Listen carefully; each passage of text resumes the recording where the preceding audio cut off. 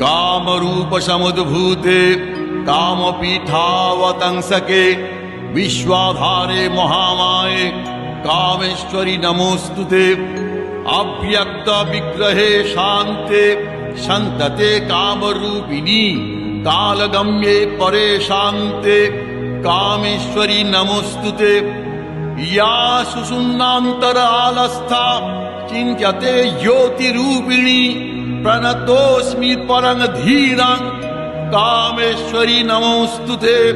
दंष्ट्राकरालवदने मुण्डमालोपशोभिते सर्वतः सर्वगे देवी कामेश्वरी नमोस्तुते। चामुण्डे च महाकाली काली कपोलहारिणी पाशहस्ते दण्डहस्ते कामेश्वरी नमोस्तुते। चामुण्डे कुलमालास्ये